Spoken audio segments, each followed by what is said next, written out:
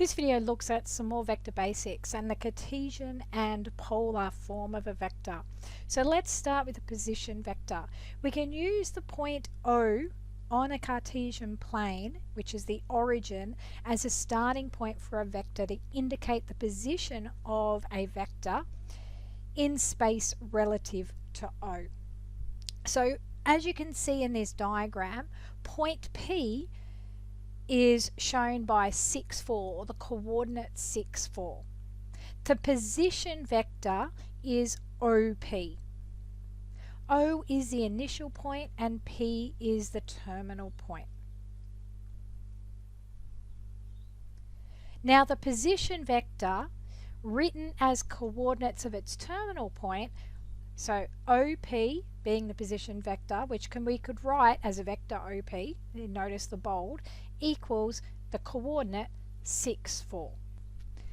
Now let's look at components of vectors. If we return to the position vector P, you can see that it's equivalent to travel from O to Q and then Q to P. We end up in the same spot.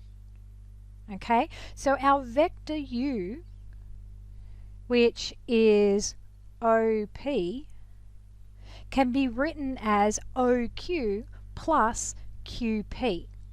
Now in regards to our Cartesian form of a vector, our x-axis is our I vector and our y-axis is our j vector. Now I want to point out I doesn't have to be the x-axis.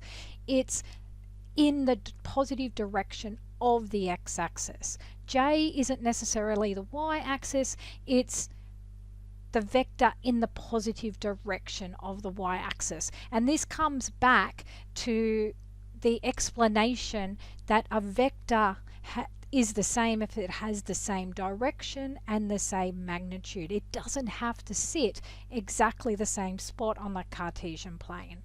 So OQ is equal to 6i and QP is equal to 4j. Now when you see the little hats on it, so you can see that OQ, which equals 6i, there's a little hat on the I. That little hat, which we'll get into in more detail, is the unit vector. So that means it has magnitude of 1. So that's what it means by a unit vector, magnitude 1. And you can see that with the j as well, with that little hat. So now we have 3 different ways to express our vector. We have the ordered pair, so xy, so in regards to our example here, that's 6, 4. We have a column vector notation, which is 6, 4. That's going to make more sense when we get into matrices.